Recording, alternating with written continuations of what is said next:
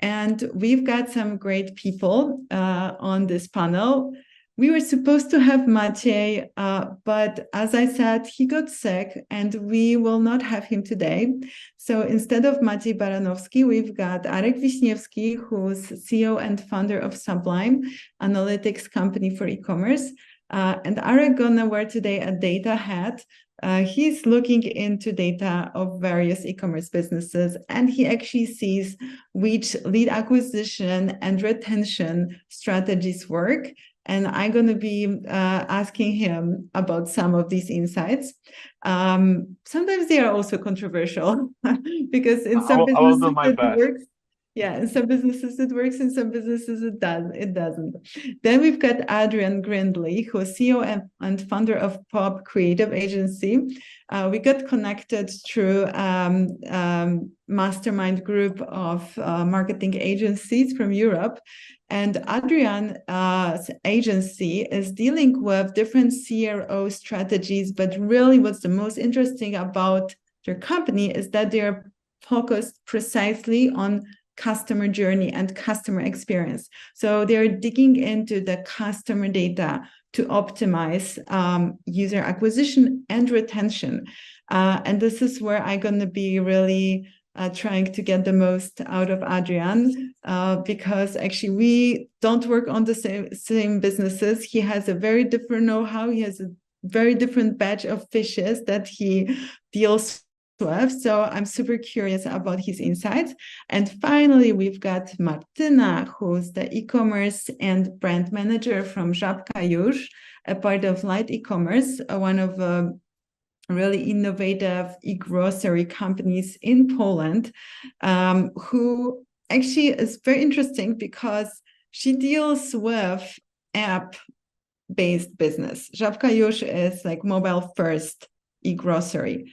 And there's not many of such businesses really in any country because it's still like a very fresh segment. It was booming for the last few years. In Poland, it's also quite fresh. Żabka Jush is quite fresh. I think it's like 2 years in the market, but growing super rapidly. And obviously, the very big challenge is in terms of technology that can serve properly the mobile-first businesses. And I think Martyna is going to share that perspective. I'm also very curious.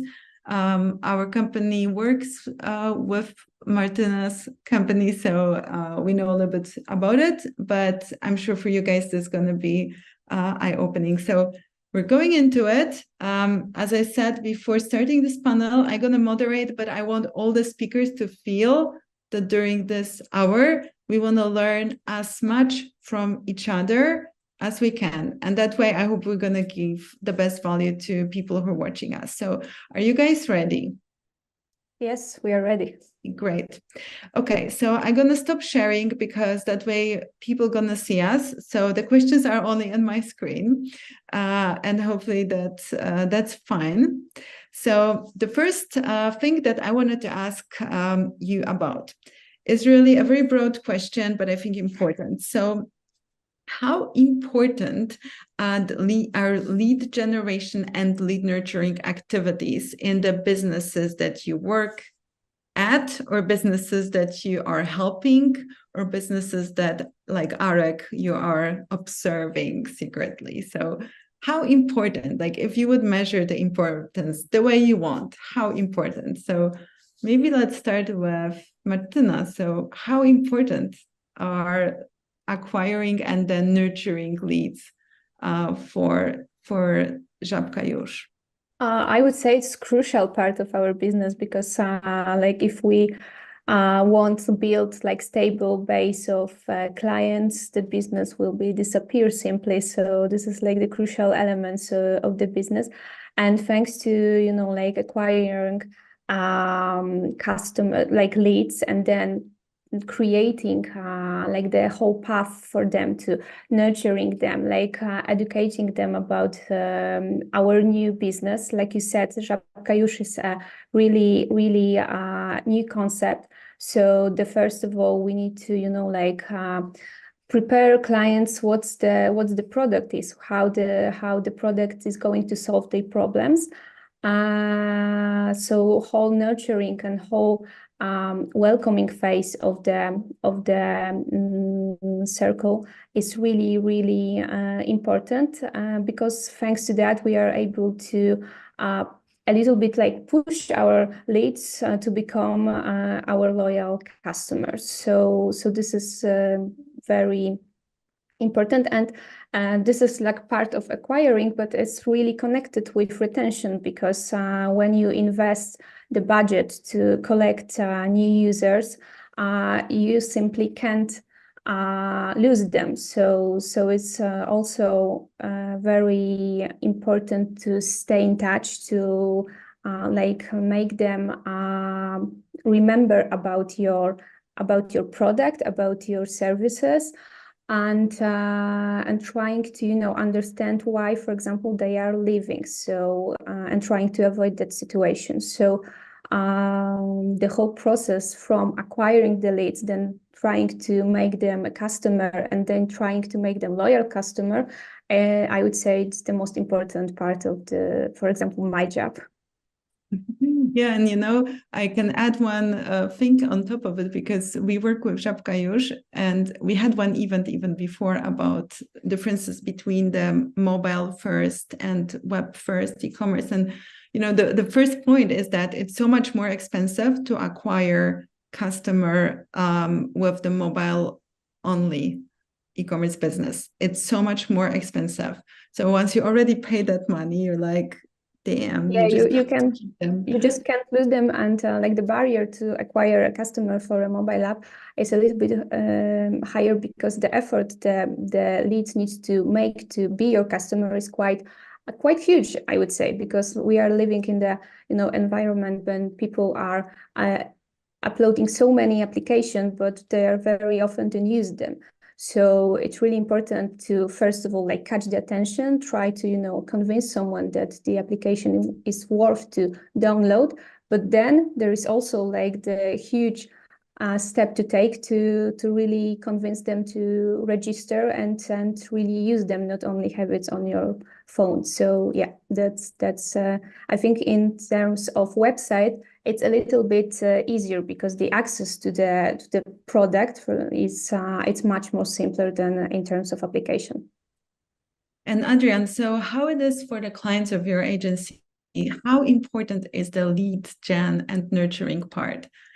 Because I know we always say like, oh, it's important, but you know, I know some businesses that don't do it at all, and they still are alive, like they still function, they still milk, you know, the market, whatever. So how important, and why important for some, maybe for others a bit less? Do you have some of your... Yeah, I would say, well, that's an interesting question, because it's kind of like, how important is it to customers that we deal with? When we start working with them, it's probably not that important to them. I think that for us, it's so important to try and understand your customer so well, to try and understand what they're looking for, what gaps can you fill, where's their understanding about your product or your service, where's that missing, and what can you provide them with that they would understand. Or, you know, if it was a quiz, or it's a way that they this is what I'm after as a customer, and I need to understand how the website filters or functions, or how it works. And what's interesting is that most people don't think about it this way. I don't think most people think about it this way. I think, as you say, they're making money, these things are coming in, it kind of all looks okay on the balance sheets to some degree. There's a slide that I share quite often. I haven't got it with me, but there's a slide that I share often with clients of ours, which is, if you run a coffee shop and you said, how's your coffee? It's very nice. You're face to face with someone, but when you've only got analytics, it's very difficult to know it's kind of difficult to know your customers. People see huge amounts of data. They see 50,000 hits in the last week to our website. So they're looking at this very large number and they're not really understanding that user. So actually the kind of how important it is to them is making sure that they understand what their customers wanting and what they're, I think that's so you're giving this perspective that lead acquisition and nurturing, it's not just about making money, but it's about understanding the customer, right? Yeah, totally. I think that's where companies like Apple and things like succeed, because they really understand what their customers are after, and that generates the lead acquisition, that generates the kind of feel that people get about it. They love it because they feel like they're being looked after. They feel like they've got everything that they want. It feels like it's talking to them. So it's really important to understand that customer. Yeah. And Arek, like you see a data and just this kind of backstage of many e-commerce businesses. So how important is lead acquisition and nurturing for businesses? Do they really take it seriously, or they don't really take it seriously? Or so my point of view is also be honest. Yeah. Well, so my point of view is also a bit skewed, because our business model, our tool is for people that take care of retention. So from what I see in the data, they are really hard trying to understand how people, when they are returning, why they are returning, what products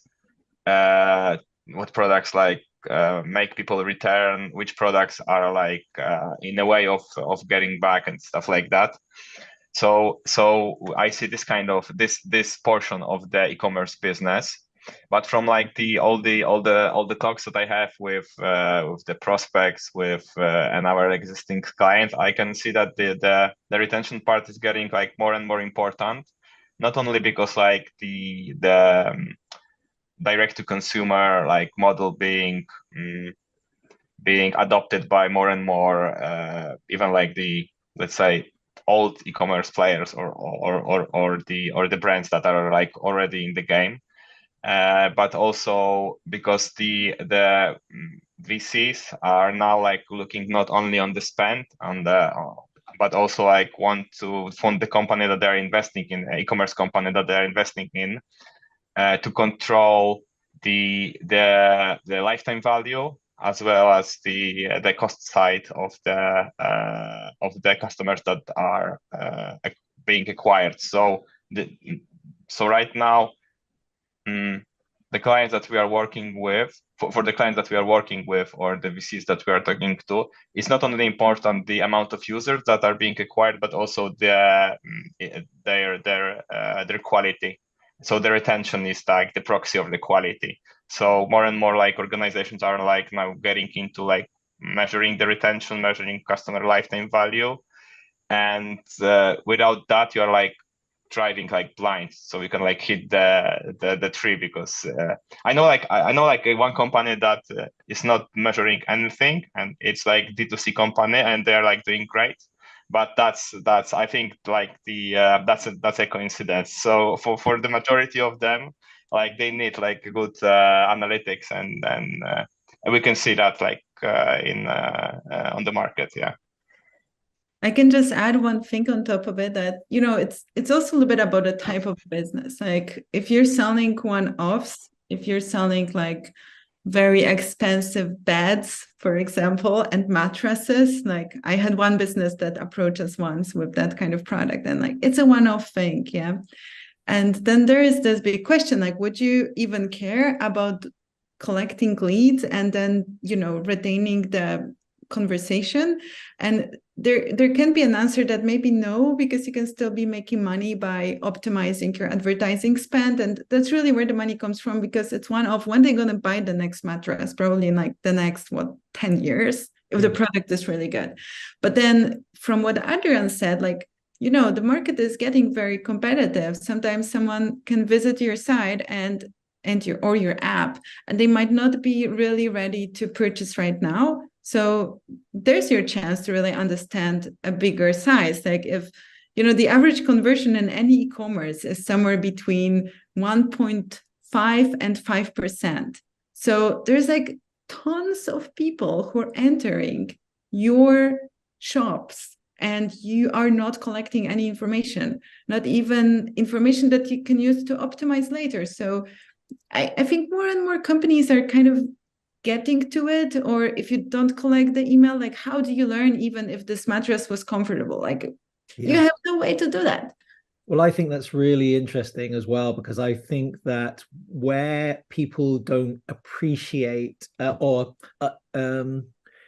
so I think that there's so attribution is very difficult in as we well know, and if you look after someone in terms of the sale, so the sale goes well, you send them an email, you send them some information on your social media, you keep them feeling engaged, everything's like you really roll out the red carpet for them to feel like they've been a great customer for the one-off sale. That person will then share that with other people through things that we can't track. So someone on a 30-person WhatsApp group might say, hey, I'm after a mattress. Has anyone bought a mattress recently? Yeah, this company were amazing. They were so good with us, and they looked after and they responded to my emails. And there's your sales. There you go back and I think it's almost like, and you can't track that. It's very difficult to know where that person came from. Yeah, it's a cycle between retention and acquisition. And even for this kind of a precise case where maybe focusing on acquisition and retention of leads does not make sense, it still makes sense.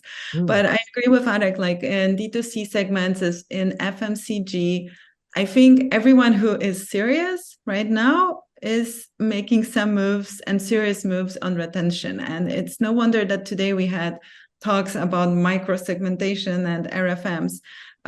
But I tell you one thing from my experience as Tribe, because we actually work mostly with the FMCG right now. And usually the companies who come to us for advice, they're in different stages, but usually either very early, they just got financing, or maybe they were growing on their own and now they just want to grow faster. Everyone is having troubles with that part. So it's like everyone wants to do it, but everyone also has trouble because there's no one way to do it properly. And, some of the methods, as we know, are sometimes feeling a little bit artificial. If you say, like, you're getting this email like, hi, thank you for buying my product, and you want to leave a review. It all feels a little bit like, people say, like, why would it work? Like, I would never click on it, but that's that's the whole thing. Yeah. How you make it work. So before I ask you, what are your strategies? Yeah, Arek. So one thing like came to my mind, like when you said about like emails being artificial and stuff like that, I've noticed, and I think that's also like the Health Lab strategy, that they're like using a lot of SMS, and the open rate of the SMS is super high, and that seems to be like an outdated method, but I think it's super work, at least for now.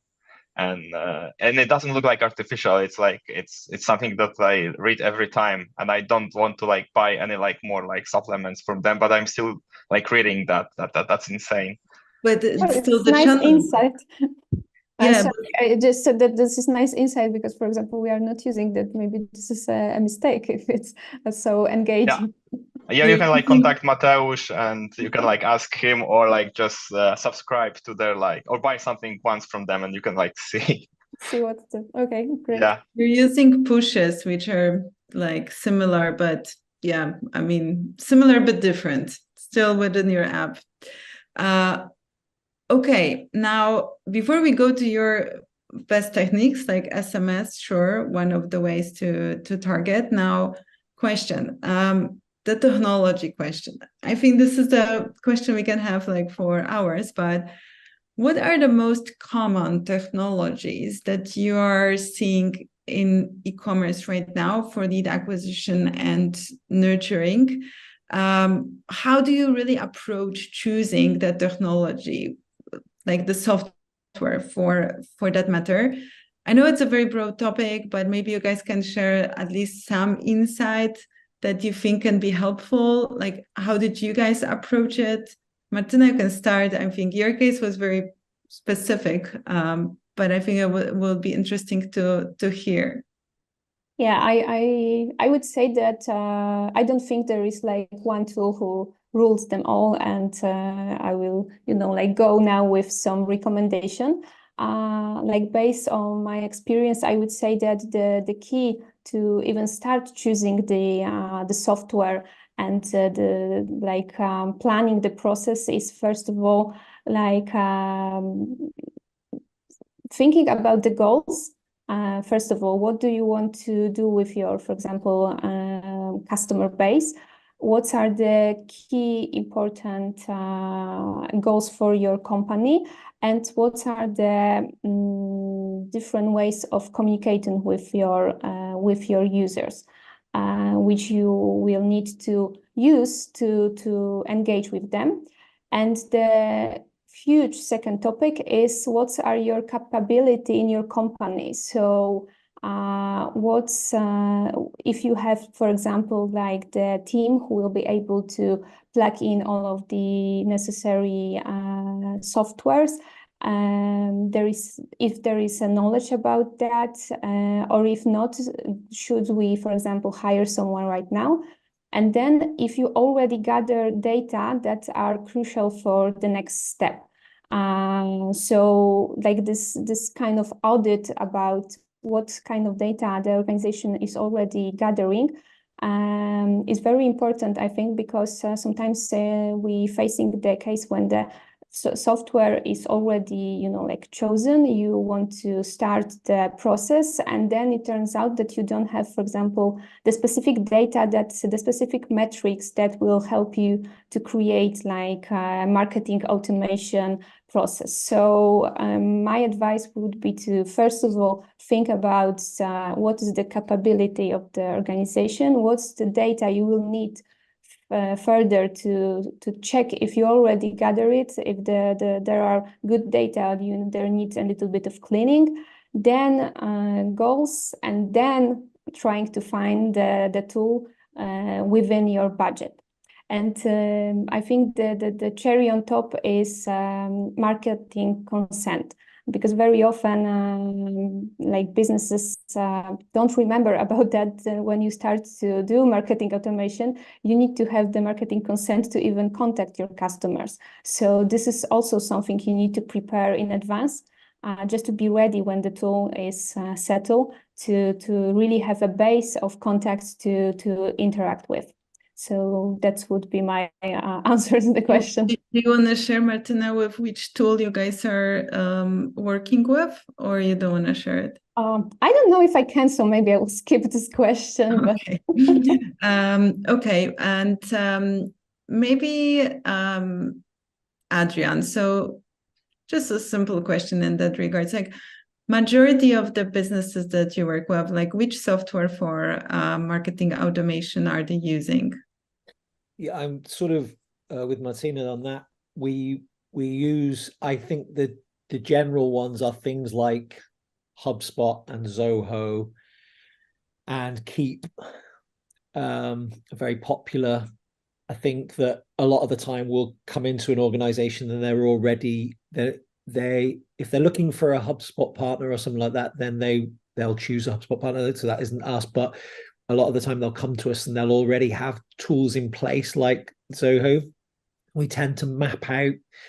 I mean, again, this is something that people don't really do, but just literally map out exactly how you see the whole process working, and actually to brainstorm that, to sit down and draw that out and say, from a perspective of how we want it to work, how do we want it to go through, and then we can choose the relevant tool from that. I would also very much agree with Eric on the text messaging things. So you can use text messaging with Keep, and there's a few others that we use for text messaging.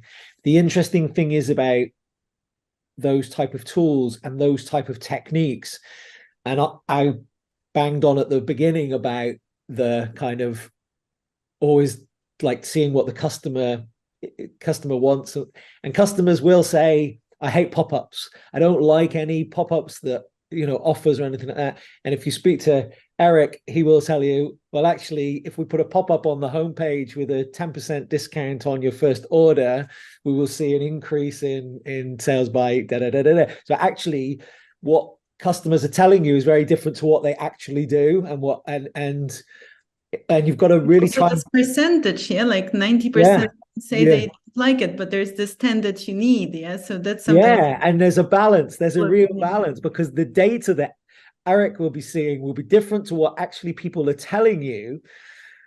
But in the reality is, with the text messaging, it does work. Like we see it a lot where and so I think it's really important to kind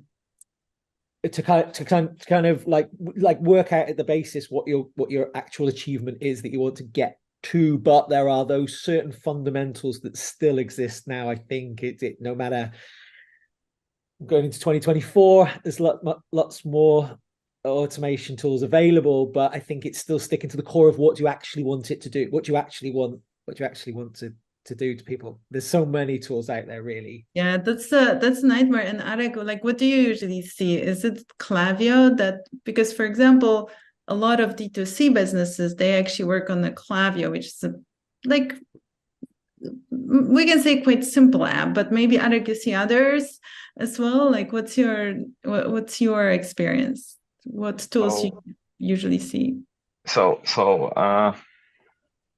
I would agree with Martyna. She said that there is no one tool, and the technology stack is really, really segmented. Probably it will maybe it will turn into one big Salesforce tool in the future, but we will see. But I think the Klaviyo you mentioned is quite popular, but I think its popularity is because of having good integration with Shopify, and Shopify is super popular in the US and United Kingdom, but it's entering Poland right now. So we are seeing more and more customers migrating to Shopify as well from WooCommerce or from other platforms, and then also then they're asking us what's the platform that is working best with Shopify. Klaviyo is a platform, so that's how it goes. But we are also seeing some local tools being used, or emerging one like User.com or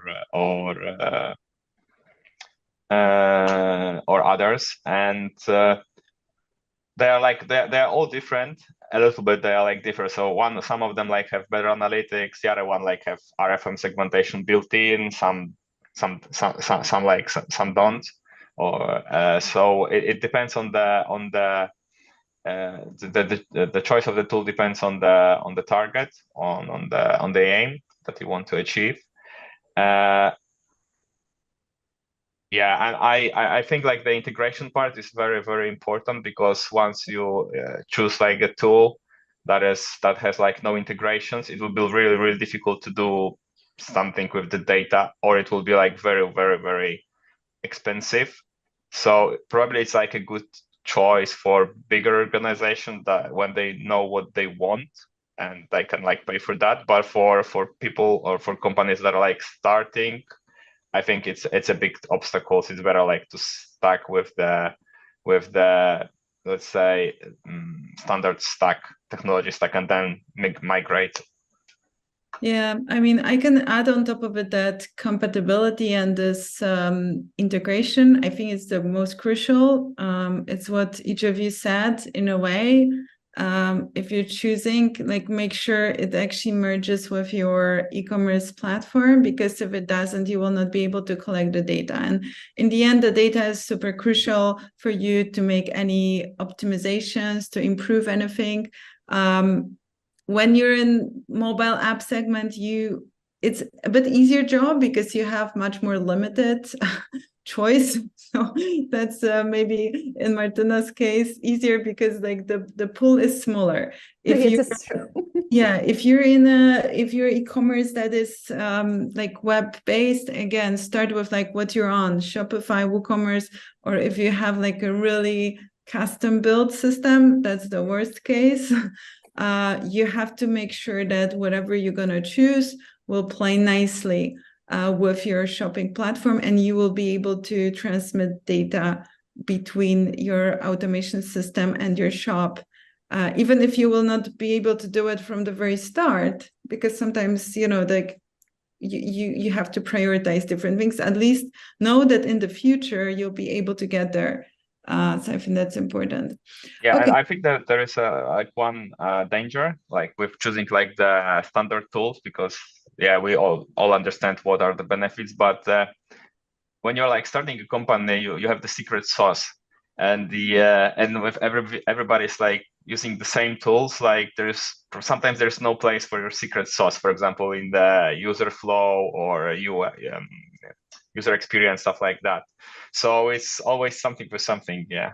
So also the flexibility of the solution, right? So that's the thing. The more complex the solution, the more expensive it is, but also gives you a potential in the future to build more advanced stuff, right? So I agree. But then, did you guys have a situation in your career where you had to change the whole automation stack in the business that you were working? Adrian, did you advise it to any of your customers to totally change the automation stack, and did they follow? Or well, actually, funny one was that we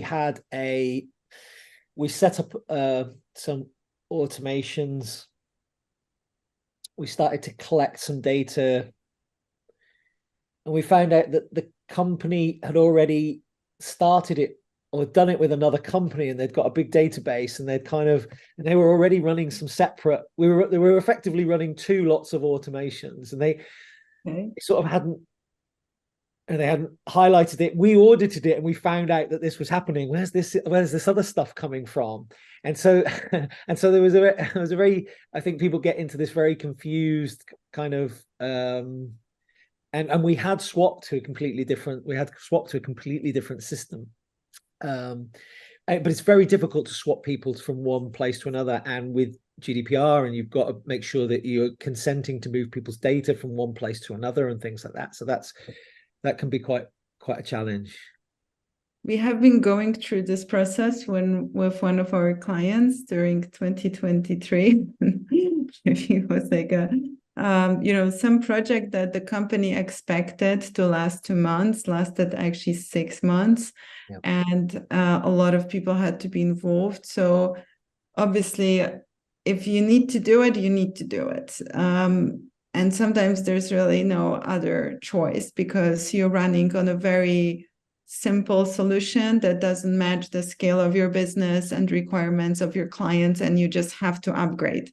That was the case in this company, but there was already a huge database of customers, and transitioning this, keeping like all the constants in place, making sure that the constant collection, as Martyna said, in the system that was implemented again, it was a very difficult project. And this is the part of the projects and that's something that Martyna also mentions, that marketers sometimes don't like so much, because marketers love acquisition, they love creative stuff, they love the ads, they love the whole thing, like, let's do another promo campaign, let's do another. It's all exciting. Like, we marketers want to show to the world something new, get new customers, get the buzz. This is a hard work. It's like, step by step, sometimes taking months. You don't see progress so fast. So that's the job for more the builders than the stars. So we have to know which people on the team. I think it was a very good comment from Martyna, that you need to have a capability inside the organization of people that will actually oversee this process. They will have patience, they will build it, they will test things, but not because, there's a new thing, I'm gonna test it. It has to be like step by step implemented.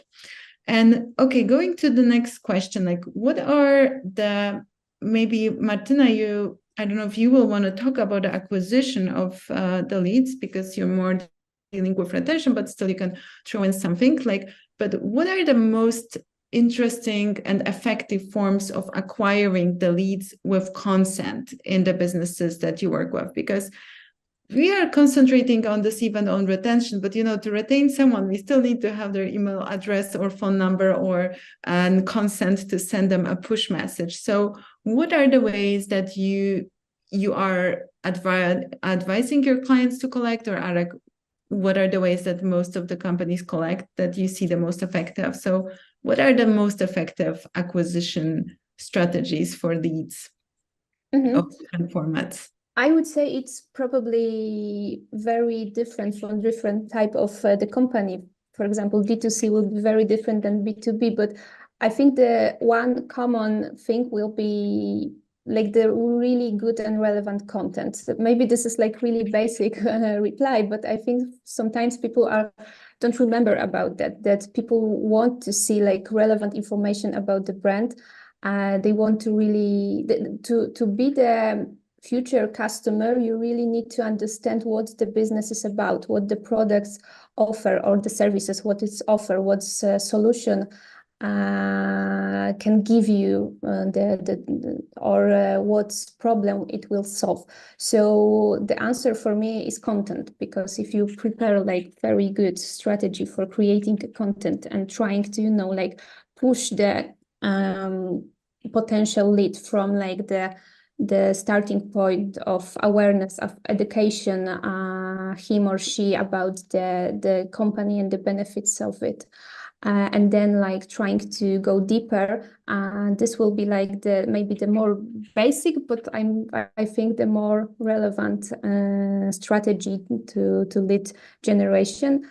And I think that's the same with retention, because still, if you want to try to, keep the customer in a loop and convince him or she to, make another purchase, you need to be in touch. And no one wants to receive information which are not interesting for them. So this is really connected also with kind of personalization. So trying to, prepare relevant information for suitable segments of your customers. Yeah. And obviously in e-commerce, the most relevant information is usually about the promotion on different products or different discounts you can get. But what are your observations, Adrian, from the clients that you work with? Like, what are the most effective ways to gather leads with consents? Yeah, I think that people genuinely, if they genuinely want to take an offer up, or they want to, they do want to sign in, you will get the consent from those users. Generally, people will be okay with that, I think, and especially if the product that they're buying or they like the brand a lot, they don't mind receiving emails, or they don't mind receiving push messages, or that actually they like it, I think, generally speaking. And I think that people who genuinely want to stay private there's so many tools out there now to allow you to be private, and to I think that's one sort of thing. I think people are getting much smarter at keeping their privacy if they really want to. Our experience is that actually a lot of people consent and say, yeah, I'm fine with you tracking me, I'm fine if you looking at information. I think one of the most frustrating things is that we see quite a lot is that, so I'll give you an example. You sign up to a newsletter, you receive your newsletter, you click on a newsletter link to an offer, you hit the website, and immediately you get a pop-up and it says, sign up to our newsletter for a 10% discount. And you go, you've just sent me from an email to your website with and so the challenge is there in a way is kind of segmentation and looking at like how you're treating that customer, because instantly that becomes annoying, and you kind of go, I'm already signed up to your newsletter, why aren't you giving me some other information? It sort of leads on to a whole personalization, even a small personalization thing, but that becomes a challenge because you're trying to get your customers to understand, your customers as in our customers to understand, you have to do things slightly differently. You have to treat your customers slightly differently. And we always try and say to people, imagine it in a physical shop. If you've given someone come over here and we'll give you a discount, and then you're trying to push something in their face straight away, it kind of just doesn't work. You've got to think of them as human beings. So if you've sent them an email out saying, here, go on our site for a 10% discount, and then it says sign up to our email, it just doesn't. I think those are big challenges really for most organizations, where they haven't looked at how that flow happens. Yeah, I think it's crucial to focus on the customer journey from the moment they open the push notification on an email and going to the app, because at the end you want them to buy something, but you can't throw all of the things, like you said, to the face of them, because they can buy all of the things you have in the app. Yeah, totally. And Arek, how do companies that you work with, how they collect leads? Is it mostly on the buying stage, or are they pushing some lead acquisition earlier on? What's their... Okay, so firstly, I would agree with Adrian, because I hate when companies are not listening to me, or people are not listening to me. So if I already sign up for a newsletter and they are urging me to sign up for another one, that's really frustrating. It's like in the real life, you tell somebody something and it means that he doesn't listen. So. And in terms of leads, to be honest, our analytics starts with not always, but usually with the first purchase. So first purchase is a place, or is a stage from which we are analyzing user or tracking user. And so usually it's the retention, or it's attribution, or attributing the first purchase to the channel.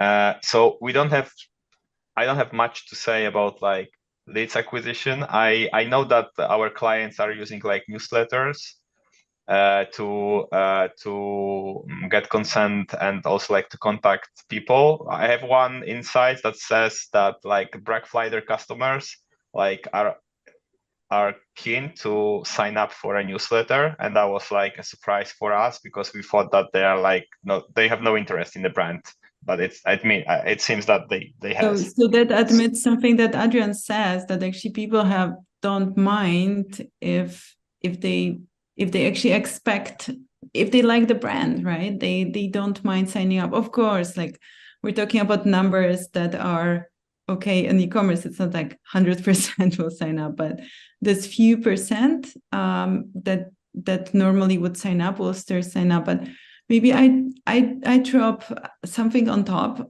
because as Stripe, we deal with a lead acquisition, specifically in e-commerce.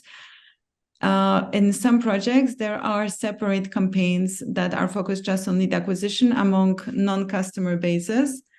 And in some businesses, these activities are actually very successful. I mean, they can't be obviously your only way to acquire customers, but especially for some brands where they are reaching a ceiling of acquisition, plugging in just strictly lead acquisition based campaigns, it's something that is working. We were testing ebooks, we were testing quizzes in some cases where people just opt in for something and then the purchase stage is happening a bit later. We were doing some acquisitions before Black Friday. Maybe in the mobile app business, it's a bit tricky because of the app installation, which practically is also a lead acquisition strategy, because installing an app is a way of acquiring a lead. That person hasn't really bought yet. They have to make some other steps to purchase. So this journey is a bit different. But in e-commerce, I would say pop-ups, ebooks, discounts, quizzes. If you understand your customer base and persona, many different things can work. I would just say you should be collecting emails and you should be collecting phone numbers.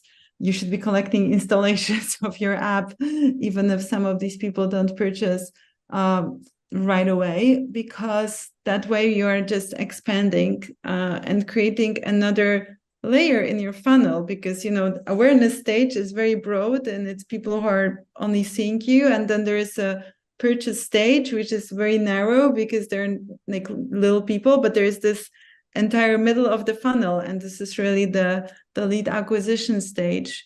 And I would say it should still be important for businesses. But now going to the retention, like, do you guys have some particular techniques or strategies that you see working well? I know it's a big group of different tactics and strategies, but maybe from your experience, like some stuff that works for retaining customers in the businesses that you work with or the businesses that you work at. Martyna, like what works the best for retention in Żabka Jush?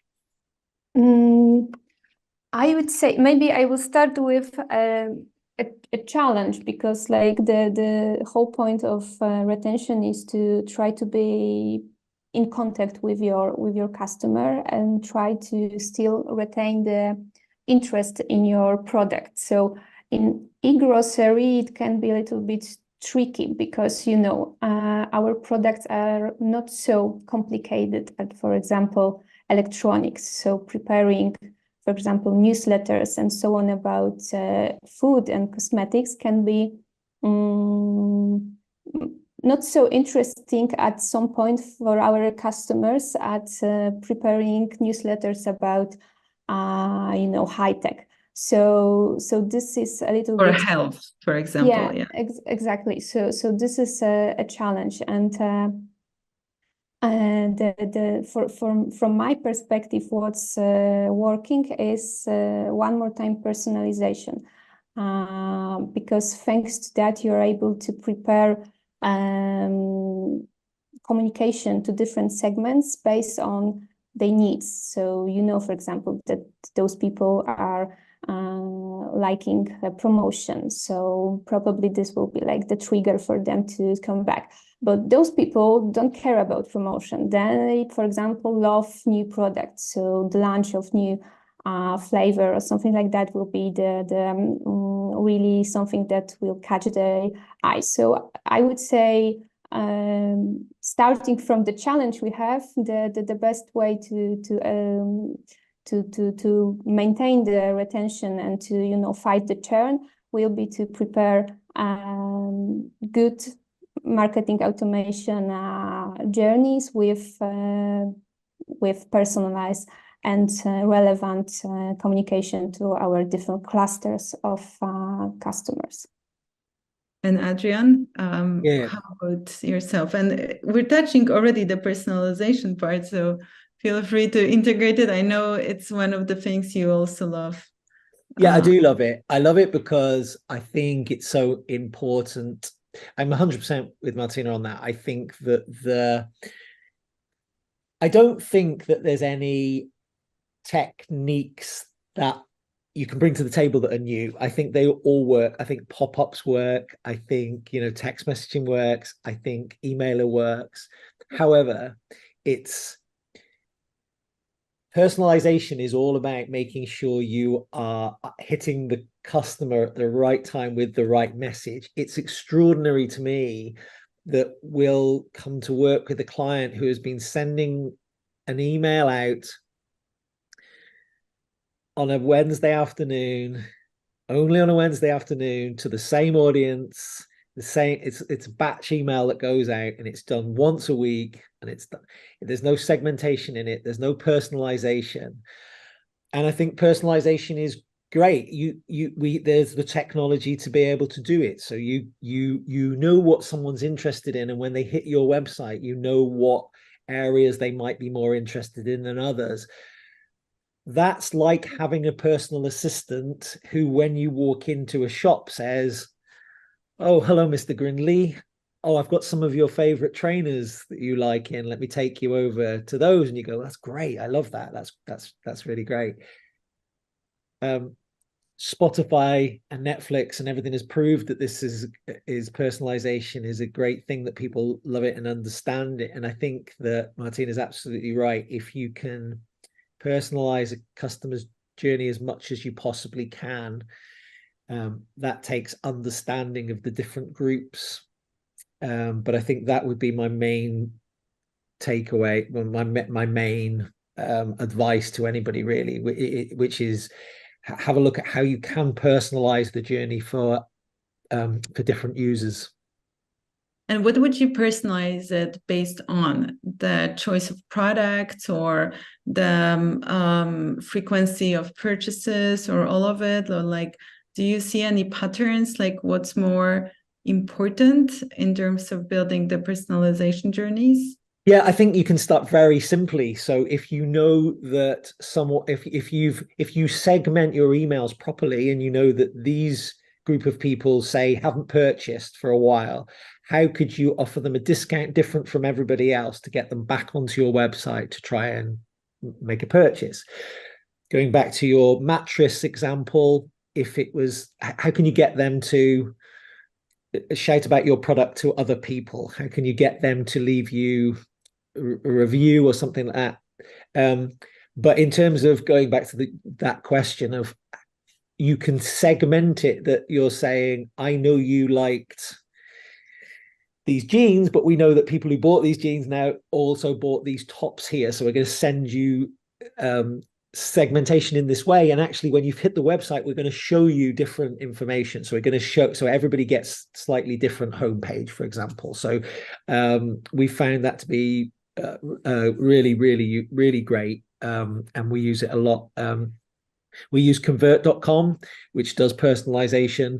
So you can set where whether the user's a new user, whether they're a returning user, whether they've purchased before, what area of the country they're in, what gender they are, all these sort of things you can set. And it's really interesting because you can basically make their journey slightly different to make sure that it's personal to them. And Arek, because I know that we were supposed to have Maciej here, who has a very different perspective on segmentation. So maybe you're gonna be a little bit of represent him. So Maciej was supposed to say that segmentation is all bullshit and it doesn't work because they did a lot of tests and they spent a lot of money and time and it didn't work. So I don't know. Yeah. Arek. Yeah, he said, like, before this panel, he said that the only thing that he has to say is that he has been doing this for, I think, 5 years at least.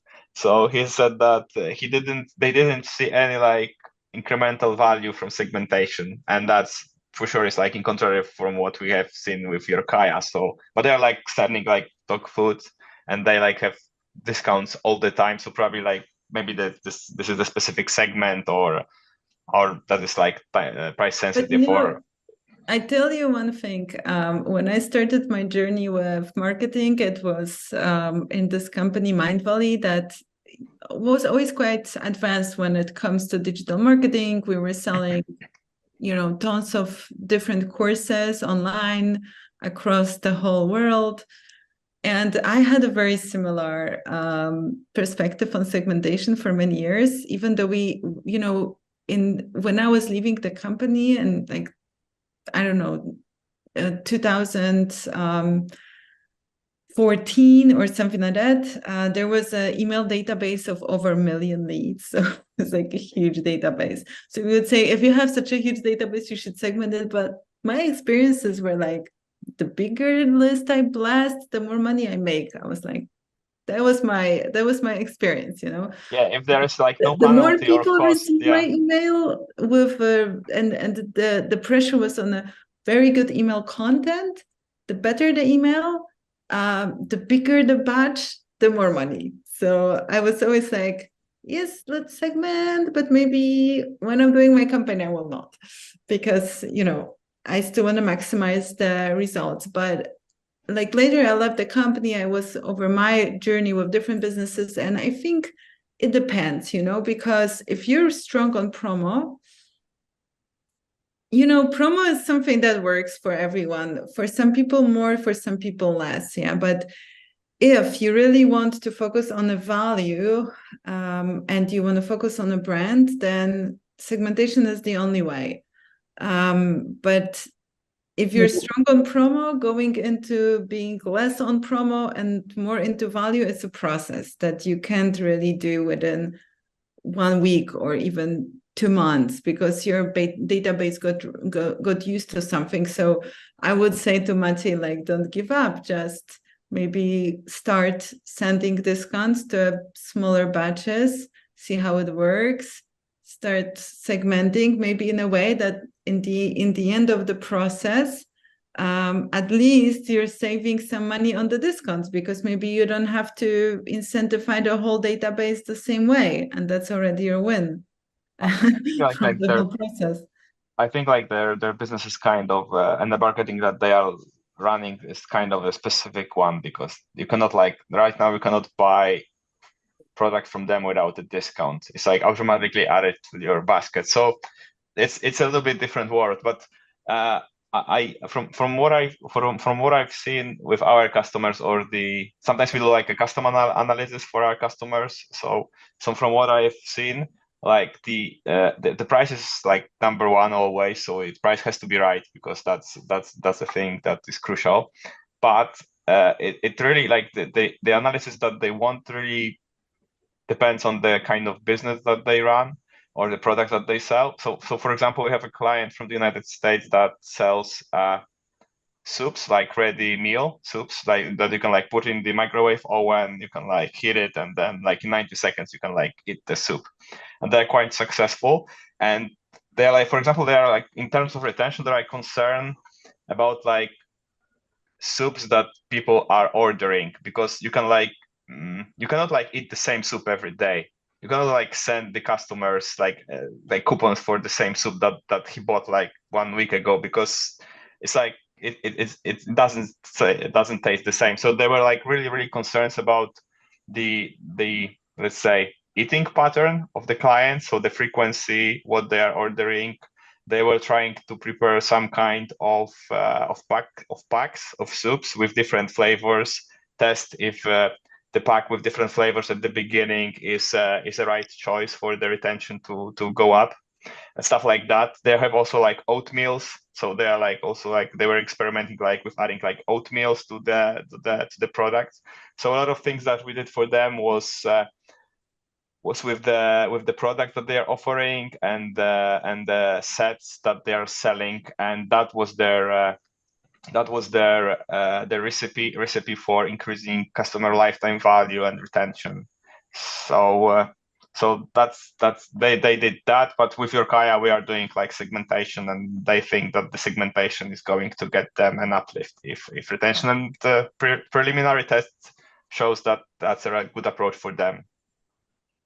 Yeah, and that segmentation on Yorkaya, that I don't know if you guys were watching the previous session. It's primarily based on how long people are staying and purchasing, and they're just receiving different messages. I think we're doing something very similar on MatchFeed as well, which is pretty standard, right? Like it's probably one of the most standard segmentations you can do. It's based on like how often people are buying, and it's like this idea, and maybe you guys have some. You can give me your perspective on this question, because I think it's very common. Should you react before someone churns, or should you react after? And I think it's really a question that's, from my perspective, showing that segments are crucial. Because if you have, for example, someone who is from VIP segments, and you know that he or she is buying very often, and for what the process is stopped. So you can imagine that probably he or she will leave you. You should immediately like try to stop that person, because it's really lucrative leads for you. And if he or she is stopping buying, something is wrong. So this is like the moment you should react and try to, understand what's going on. But for example, if you have like someone who is a new customer, you don't know anything about it, about him or she, it will be really exhausting to try to, catch all of those person and try to retain them before they leave, because you don't even know if they are leaving or if their shopper pattern is to buy once a week. So this is why I see segments really crucial to help you, for example, prioritize different actions for different segments. And for one segment, we will try to catch them before they churn. And for other, we don't even know what the churn is for them, because maybe they will buy once a month and that's okay. And then should we contact them three times a week? Maybe no, because the pattern is that they are buying only once a month. So why to bother and creating content for them? So I think this is really like... Yeah, I think it's philosophical, a bit like prevention or, prevention, or like sometimes in life we behave as well different. Like, are you trying not to happen? Like, it's also about marketing, being persuasive or being a bit more supportive, because I'm from the school of like more aggressive marketing. So I was always, you should not let them decide. I want to have an impact before they even make a decision. So I want to form the habit the way I want the business to be. But maybe the business is changing now. And as you said, Martyna, we should let them be natural and then react, right? Prevent or react, like two sides of behavior. I think also we need to test, because this is like the base for everything. Because like you said, you can have different assumption, and like reality check is something really important to conduct for example, A/B testing, and check if you push people with more messages, if they are going to come back or if they are going to opt out, and this is the end of your journey with them, because you like don't have any possibility to contact them from now. So testing for me is also something really important. Well, with IB testing, there is like one big issue. It's like the sample size, and if you want to have like the A/B testing like significantly valid, or the significance valid, not that's that's really hard to achieve. Like, you have a really big business, but for most of the customers, it's something that well, they have to sometimes work with the hunch, because like when they run a test, obviously this is our area of expertise. Obviously, you're absolutely spot on. You need to have the large traffic. However, if you can make sure that you know your customers and you're asking questions, you'll get to know whether or not they're not happy, so you can dive into that, like actually trying to ask them questions. So customer satisfaction surveys and things like that. I think it was interesting what you guys were saying before about the personalization stuff, because we do a thing called the red route, which is like this is where they've started and this is where they finish, and what's interrupting them on that red route. And sometimes you can say, well, they'll get past this, it's okay, it's a little irritation, but does it affect the sale? No, they're going to go through anyway. We're going to send out a batch email to everybody. It's kind of all right. We're going to get some sales. But in reality, it's like someone tapping. It's like a grate. It's like it doesn't do your brand any good, because actually treating people with a bit of personalization and not trying to just go after that sale all the time, but actually looking at like treating them like you are going to send them different information based on what you think they like, it strengthens your brand, I feel. So yeah, I think that's a good insight. I even had this insight right now in my head, that me being this marketing they're coming from the direct sales in digital many years back, and working with different businesses, I see that this direction is more towards implementing brand into the digital marketing, and brand being stronger, and your brand will be stronger if you're gonna treat your customers in a more personalized way. That's I mean, I know it sounds like obvious, but for me it's kind of eye-opening. It's hard to measure. It's hard to measure because they get to the same place. The data will say, well, it's because okay, we've got the sales up from sending out the batches. So I think personalization can get confusing, because in a way it's much harder to work out. If we've done personalization for the last 3 months, did it have a huge effect? Well, it's much harder to measure. You can measure A/B tests easy. This group of people like this group of people like that. Personalization is very different because it's personalized. So it's very... And it's a transformation, right? Like you're prioritizing the brand, you're prioritizing the needs of your clients. Obviously, this will not pay back immediately. It will give you ROI in the 3 more months time, or if you run the test, probably the personalization might actually show worse results than if you send the email with discount to everyone, as I was doing, being this fresh, aggressive marketer who just wanted to make a lot of money from my activities. So that's a lot about thinking long term as well about the business.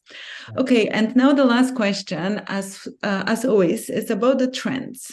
So what do you guys see? Like, what's coming? Like, where these retention strategies connected to lead acquisition and nurturing will go? Like what the future holds? Like if you were to put your wizard hat for a moment and share, like what's gonna happen? Like what's the future? Maybe Adrian, you first this time.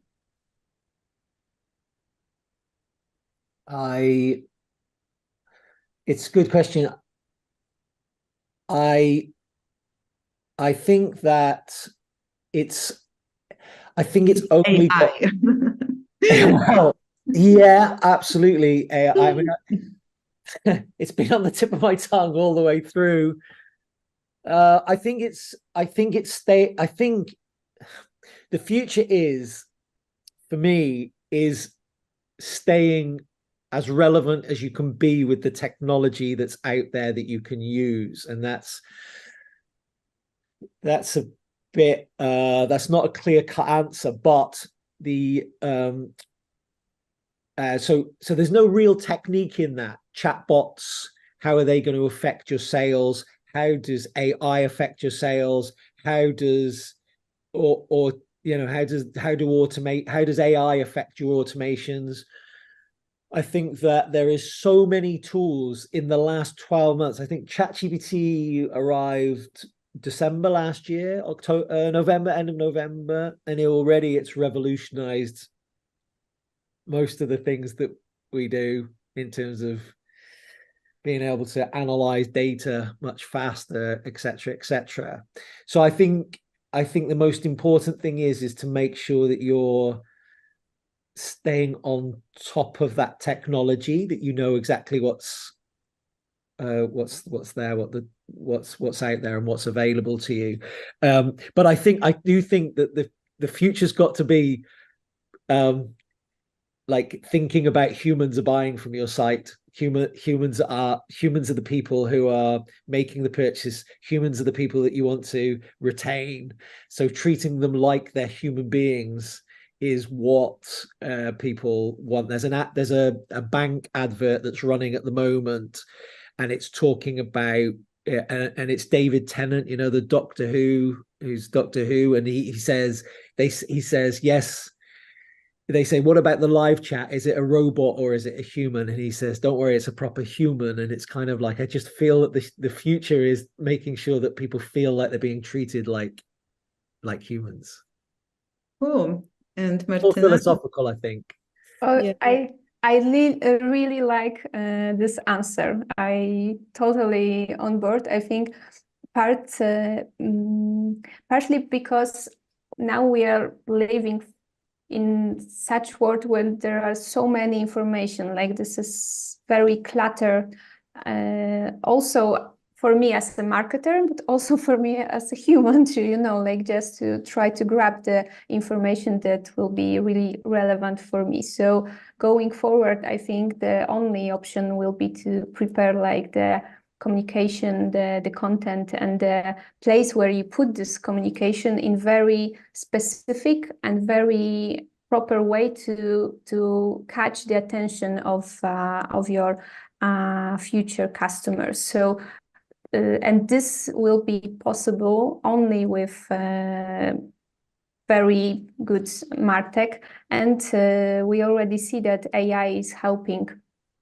Like in the really little project, like, I don't know, you have like huge video, and thanks to, I don't know, some software in Google, you can cut it in different shapes and different length. So this, to put it in different places. So to, you know, like overcome the clutter of information and try to really hit the spot where your customer are right now. So I think this will be even much more important in the future. So probably my answer is not very fresh, but I think all of us are thinking right now about AI and the possibility it's preparing for all of us. And Arek? So I have no idea, because it's Thank really you. hard. Thank Yeah, you. I have no idea, but I like the RFM segmentation that we're like talking today. It's like something that was invented in 1995. Yeah. So yeah, I I'm really excited about AI and stuff like that, and we are trying to be up to date, and it will definitely then is like changing the analytics landscape and the cost of analytics, stuff like that. There are some like jobs being created right now, but like the adoption it's like the weakest point in the technology adoption is human. And like as I said, like I know customers that are like not measuring like customer lifetime value, No. and that's a big like game changer for them, at least from my perspective, or at least from my experience. So I think like the future will be like very, very interesting. The adoption will be like, as always, like slower, so slow, but we shouldn't like miss it, because it will give us the advantage. But I think like when at least in my business, because we are also like thinking a lot about how the future will what the future will look like. It's like concentrating on the understanding, like who is your customer, as Adrian said, and what is the value that you are like giving, because only then you can like choose the right tools and concentrate on or defend things that are really important from the point of view of your business, and not like on some old outdated like technology stack, for example, that's not like bringing any like additional value to what you're selling. So Thank you. And let me just do a quick summary, because it was a really interesting talk for myself too.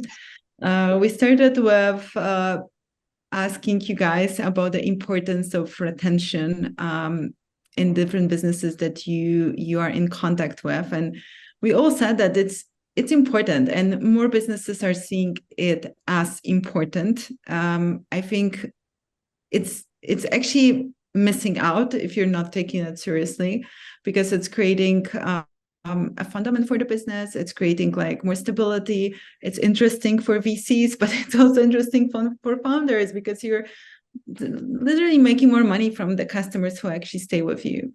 Then we talk about different strategies for both acquisition and nurturing of leads. And I think my takeaway that I'm taking with today is really around the different techniques and about the personalization. But personalization understood as all the efforts concentrated on the actual customer, what they're doing, when they're buying, what they're buying, how often they want to buy. If they actually want to buy from me like every week, maybe they don't. And this big question that I think brands should ask themselves, like, is it the long-term game they're playing, and they want to prioritize the brand that they're building and they want to stay for long? If yes, probably they have to pay more attention to the strategies and tactics that prioritize the human within the customer. And if so, prioritize the personalization need. But maybe sometimes these experiments and tests, they will not bring the immediate ROI. And we spoke about it. Like some of the companies like tested and they don't see the results. So they say like, oh, fuck it, I'm not doing segmentation anymore. I'm just blasting the whole list because it makes more money. Or the other organizations that are experimenting. And these experiments are difficult because, as we said, they don't make money right away.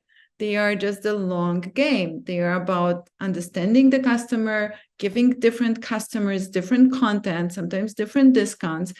And this, in the end, requires the teams that work with both technology and also different ideas and data.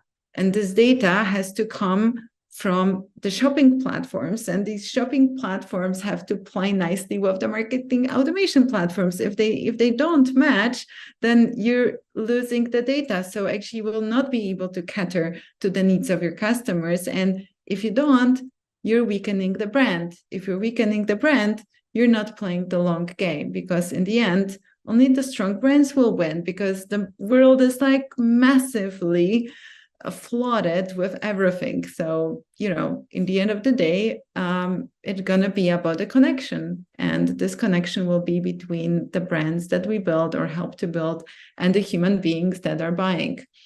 And obviously, we're all excited about AI, and hopefully it's going to help us to make the work better, or at least cheaper and more effective for everyone. So I think that's my summary. I hope I grasped the main points. I will try to summarize it on LinkedIn as well. It was eye-opening for me that, marketing has changed. Like, I've been in this world for 15 years and it's changing, and it's actually changing for better. Like, the older I'm getting, the less fan of more aggressive techniques I am. So I'm happy it's changing that direction. So thank you so much, my guests. I hope it was also good for you, that you have learned something, or maybe you got some ideas, like Martyna, maybe the SMSs, something small that we can implement on Light. Maybe for Adrian, you also had some good talk, or at least some good food for thought. And Adrian, obviously, thank you. Like, this was evened by Tribe 47 and Sublime. And we had some amazing guests today from different companies, from Health Labs, from Kaya, from Żabka, Jush, from Pop Creative. And we're going to let you know about the next event that we will organize live or online. Adrian, I don't know. What's your take? We'll see. Sounds great. I've enjoyed it. Thank you very much. Yeah, thank you so much.